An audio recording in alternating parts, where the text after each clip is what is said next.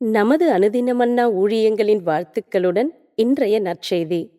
கிறிஸ்துவின் பேரன்பு. இன்றைய வேதாகம பகுதி ஏசாயா 53:4 முதல் 7 வரையுள்ள வசனங்கள். மெய்யாகவே அவர் நம்முடைய பாடுகளை ஏற்றுக்கொண்டு நம்முடைய துக்கங்களை சுமந்தார். நாமோ அவர் தேவனால் அடிபட்டு வாதிக்கப்பட்டு எங்களின் சிறுமைப்பட்டவர் என்று எண்ணினோம். நம்முடைய மீறுதல்கள் நிமித்தம் அவர் காயப்பட்டு நம்முடைய அக்கிரமங்களின் நிமித்தம் அவர் நொறுக்கப்பட்டார். 4 முதல் நமக்கு சமாதானத்தை உண்டு பண்ணும் ஆக்கினை அவர் மேல் வந்தது. அவருடைய தழும்புகளால் குணமாகிறோம். நாம் எல்லோரும் ஆடுகளைப் போல வழி தப்பித்து அவனவன் தன் வழியை எண்ணினோம். நம்முடைய மீறுதல்கள் நம் எல்லோருடைய அக்கிரமத்தையும் நம்முடைய அக்கிரமங்களின் நிமித்தம் அவர் நொறுக்கப்பட்டு 4 முதல் 7 வந்தார்.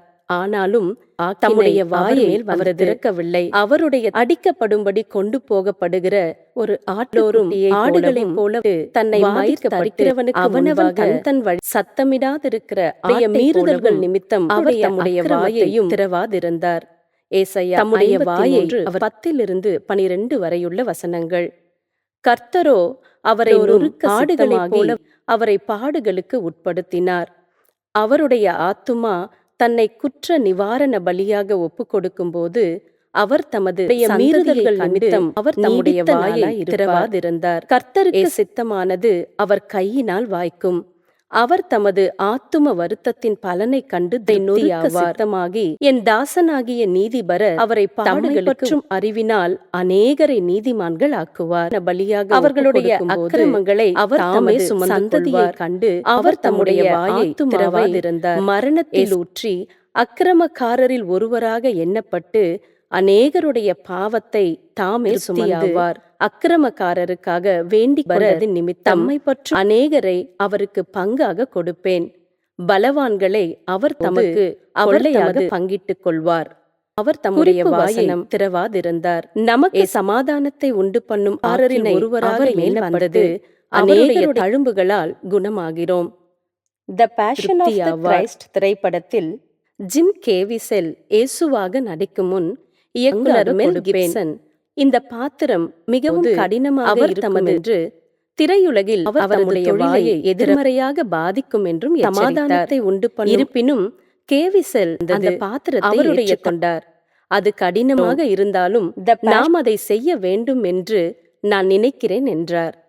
படப்பிடிப்பின் போது கேவிசெல் மின்னலால் தாக்கப்பட்டார் போது சுமார் 20 கிலோ எடை குறைந்தார். அவர் தம்முடைய வாயை காட்சியின் போது தற்செயலாக சாட்டையால் அடிபட்டார். பின்னர் மக்கள் என்னை பார்க்க நான் விரும்பவில்லை, அவர்கள் இயேசுவை பார்க்க வேண்டும் என்று நான் விரும்பினேன். அதன் மூலம் மனமாற்றம் உண்டாகும் அவர் தம்முடைய வாயை. இந்த படம் கேவிசெல் மற்றும் படக்குழுவில் இருந்த மற்றவர்களை ஆழமாக பாதித்தது.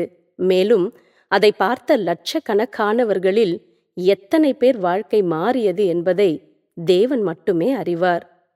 The passion of the Christ என்பது குருத்தோலை ஞாயிறு அன்று அவரது வெற்றி பவனியில் துவங்கி அவர் அனுபவித்த துரோகம், கேலி, படக்குழுவில் இருந்த மற்ற சிலுவையில் அறையப்படுதல் உள்ளிட்ட இயேசு மேலும் மிகப்பெரிய பாடுகளின் நேரத்தை காணவர்களில் 4 சுவிசேஷங்களிலும் இச்சம்பவங்கள் காணப்படுகின்றன.